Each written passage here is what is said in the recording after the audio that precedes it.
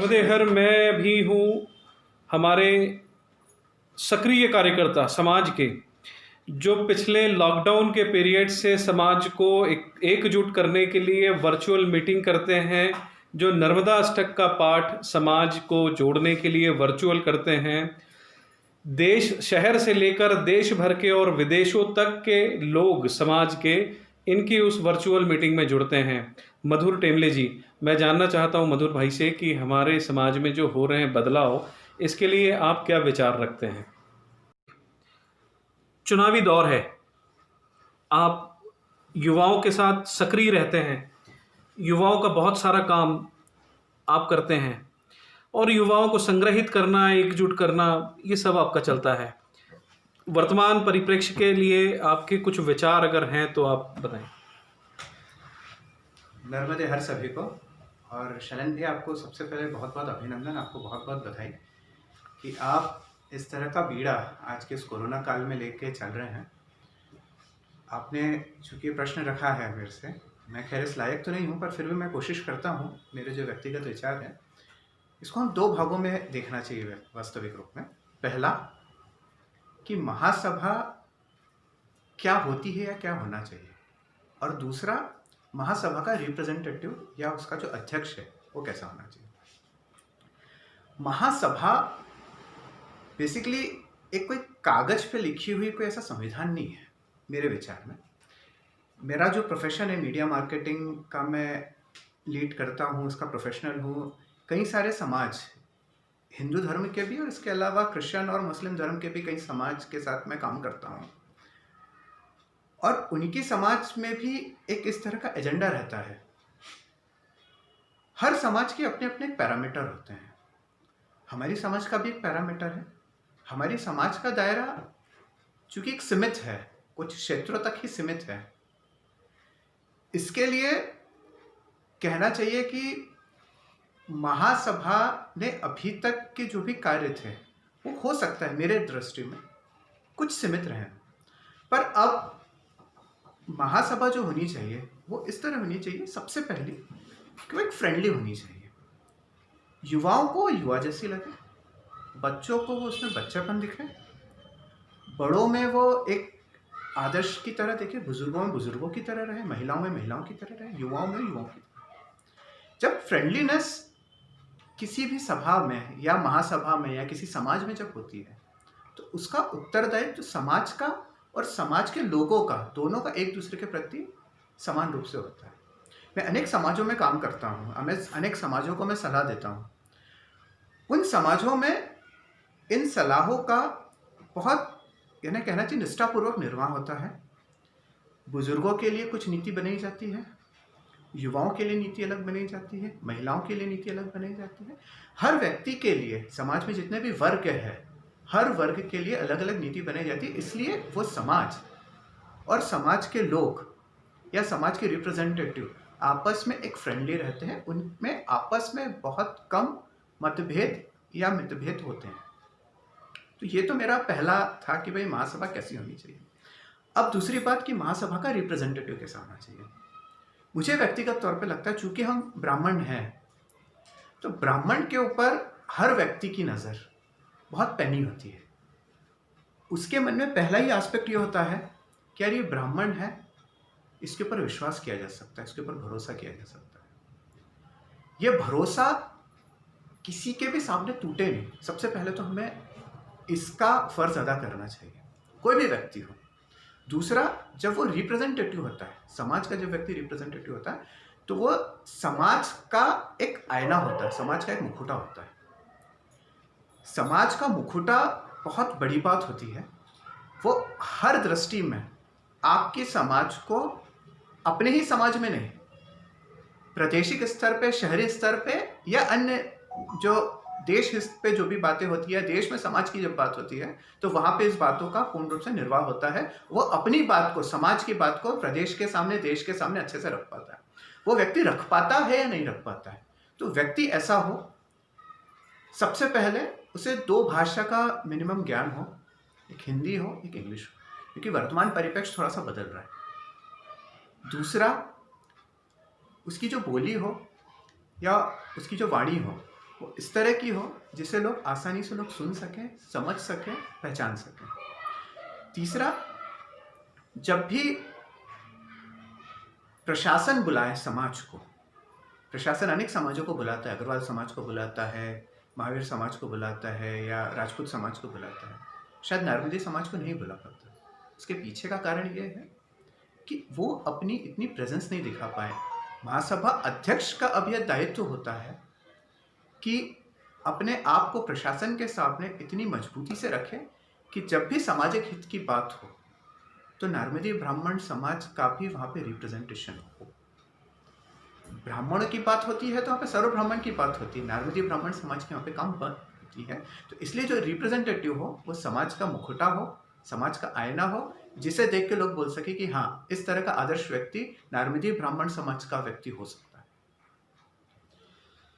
युवाओं को लेकर बहुत सारी चिंताएं हैं, बहुत सारी चर्चाएं हैं। पिछले 100 वर्षों के इतिहास में मैंने किसी भी युवा से अभी तक नहीं सुना है कि पिछले 100 वर्ष के इतिहास में युवा आगे रहकर खुद आया हो। अभी का परिदृश्य तो और भी बदलता जा रहा है, जिसमें युवा वर्ग बिल्कुल अपने आप को मुख्य धारा से कटता हुआ नजर आता है। तो आपके पास कोई प्लानिंग है, ऐसा ठोस प्लानिंग जिसमें हम युवाओं को जोड़ने के लिए कोई चर्चा कर सकें या युवाओं को मुख्य धारा में ला सकें? मैं आपको थोड़ा सा ध्यान आकर्षित करना चाहूँगा। वर्ष 2009 में हम लोगों ने नर्मदे युवा शक्ति के नाम से भोपाल में हम लोगों ने एक कार्य योजना चालू की थी, जिसके अंदर जितने भी देश विदेश या खासकर बड़े शहरों में जितने भी युवा हैं, नर्मदे युवा हैं, वो सब एक हो जाएं। इसके लिए हमने अनेक कार्यक्रम किए, हमने संवेद किए और युवाओं को जैसे कार्यक्रम पसंद है हमने वैसे कार्यक्रम किए। युवाओं को नाचना गाना पसंद है, युवाओं को डीजे पसंद है, तो युवाओं के लिए उस चीज़ की व्यवस्था की। युवाओं को करियर मार्गदर्शन की आवश्यकता है, तो वहाँ पे करियर मार्गदर्शन के लिए हमने वहाँ पे जो इससे एक्सपर्ट लोग हैं उन लोग को बुलाया। अभी कटने का जो आपने कहा, इसका मुख्य कारण यह है कि पिता आते हैं समाज में, जो बड़े बुजुर्ग होते हैं वो आते हैं समाज में, बहुत अच्छे से बात करते हैं और बड़ा चिंतन भी रखते हैं वो कि साहब युवाओं का आगे आना चाहिए। पर जब हम बात पूछते हैं कि आपके बच्चे क्यों नहीं हैं, तो शायद वो वहाँ पे प्रश्नहीन रह जाते। तो बड़ा महत्वपूर्ण है कि जो बात करते हैं कि साहब समाज में युवाओं को लाना चाहिए, सबसे पहले उनके बच्चे अगर समाज में आना चालू करते हैं तो समाज का हित अपने आप हो जाएगा। और हमने अभी एक सी व्यवस्था की है, आने वाले समय में हम एक ऑनलाइन एक फॉर्म भरवाएंगे सभी से और उनमें पिताओं से माताओं से ये संकल्प लेंगे कि आप यहाँ पे एक संकल्प दें कि आपके बच्चे समाज में शादी होगी, समाज के कार्यक्रम होंगे या समाज की कोई भी इस तरह की गतिविधि होगी, उसके अंदर बच्चों का अनिवार्य रूप से वहाँ पे प्रेजेंस रहे। वहाँ पे उनको किस तरह से एंटरटेन करना है, वहाँ पे उनको किस तरह से मिलना जुलना है, उसकी व्यवस्था हम लोग देखेंगे, हम युवा वर्ग देखेंगे और कोशिश करेंगे कि उनको मुख्य धारा के साथ जोड़ने की कोशिश करें। आपने एक बात कही थी, युवाओं को युवा जैसा ट्रीटमेंट। युवा महासभा हमारी महासभा का एक अंग है जी, उसमें अध्यक्ष हमेशा युवा ही रहेगा, युवा ही रहता भी है। नैतिक जिम्मेदारी के अंतर्गत उनको भी ये काम होने चाहिए, हुए नहीं हुए, क्योंकि युवाओं का एंटरटेनमेंट करने के लिए, युवाओं को जोड़ने के लिए युवा साथी की ही आवश्यकता है, ऐसा मैं समझता हूं और ऐसा पूरा समाज समझता है। हम हमारे माता पिता के ऊपर चर्चा क्यों करते हैं कि वो बच्चों को नहीं ला रहे? हमने एक युवा महासभा बना दिया है सेपरेटली, तो उस युवा महासभा का फिर क्या रोल रहेगा? मैं आपको दो चीज़ में अंकित करना चाहता हूँ। युवा महासभा का अपना एक दायरा है जिस दायरे पे वो काम कर रहा है।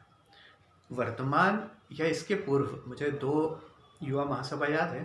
2011 में जो युवा महासभा का गठन हुआ था तब भी मैं था, और अभी जो वर्ष 2017 के अंदर युवा महासभा का गठन हुआ तब भी मैं था। हर युवा की एक अपनी अपनी नैतिक जिम्मेदारी होती है।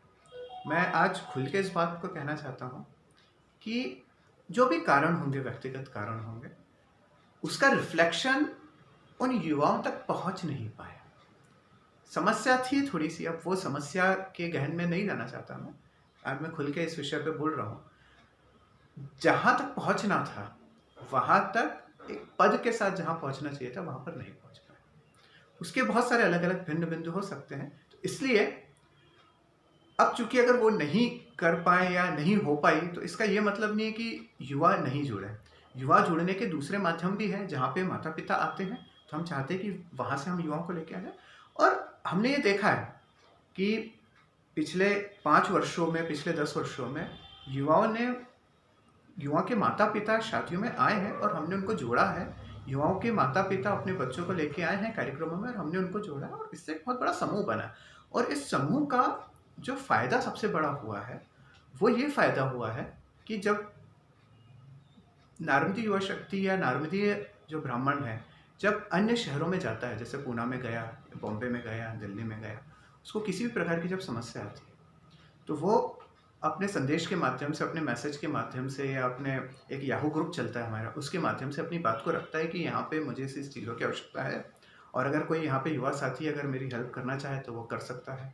इस तरह के अनेक उदाहरण हमारे समाज में मौजूद हैं जहाँ पे याहू ग्रुप के माध्यम से, युवा शक्ति के माध्यम से बहुत सारी चीज़ें सफलतापूर्वक उसका निर्वाह हुआ है, लोग जुड़े हैं। नहीं, मतलब युवा जो है सोशल मीडिया का भरपूर उपयोग करके समाज से जुड़ रहा है, पर जो जमीन का स्तर है जहां पर युवा को दिखना चाहिए, क्योंकि समाज का पहला चेहरा वही आने वाला है जी। ऐसे मैंने कुछ कार्यक्रम देखे भी थे युवाओं के, जहां पे युवाओं की उपस्थिति नगण्य थी। वहां युवाओं के कार्यक्रम में वरिष्ठ लोगों की उपस्थिति ज्यादा थी। अगर ये चलता रहा तो हमारा आने वाला चेहरा युवा कैसे होगा, फिर युवा कैसे समाज से जुड़ेगा? क्या हम सोशल प्लेटफॉर्म पे ही खेलते रहेंगे? देखिए, 2 अलग अलग एस्पेक्ट हैं। सोशली तो युवा बहुत सारे जुड़े हैं, पर ग्राउंड लेवल पे जुड़ने के लिए जो समस्या है वो समस्या ये है, एक विल नहीं हो पा रही है। हमने जितने अभी तक प्रयास किए हैं वहाँ पे युवा हमारे साथ आया है, पर अलग अलग प्लेटफॉर्म के माध्यम से आया है। वो इवेंट में डायरेक्टली अपनी प्रेजेंस ना दिखा पाया हो, पर उसने वर्चुअली हमें भरपूर रूप से समर्थन दिया है और हमारे साथ आया भी है।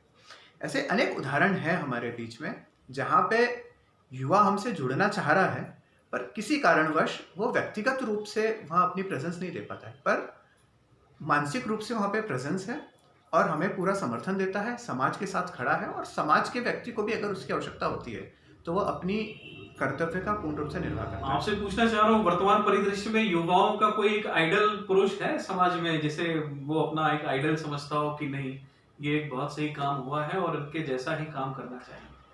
व्यक्तिगत नाम तो मैं नहीं ले सकता, पर ऐसे बहुत सारे काम हुए हैं समाज के अंदर। नहीं, आइडल पुरुष मतलब किसी को, या तो युवाओं में आइडल हो, युवा व्यक्ति हो जो आइडल बना हो, या वरिष्ठ कोई ऐसा हो गया जिन्होंने कभी युवा थे और काम किया हो। देखिए, कहना बड़ा एक डिप्लोमेट है, यानी मैं इसका व्यक्तिगत नाम तो मैं इस मंच पे नहीं कह सकता, पर हाँ, यानी ऐसे बहुत सारे युवा हैं जो अच्छे काम कर रहे हैं और जिनकी विचारधारा है अलग डायमेंशन में काम कर रही है, मल्टीपल डायमेंशन में काम कर रही है। और अगर ऐसे युवा या अगर ऐसे वरिष्ठ भी अगर समाज को रिप्रेजेंटेशन करते हैं, समाज का रिप्रेजेंटेशन करते हैं, तो एक अच्छा महासभा का अध्यक्ष हमको देखने को मिल सकता है। समाज की किसी बड़ी जिम्मेदारी के रूप में आपको देखा जा सकता है? अगर समाज चाहेगा तो बिल्कुल उसका निर्वाह करने के लिए हम तैयार हैं। बढ़िया। युवाओं के लिए कोई मैसेज देना चाहते हैं?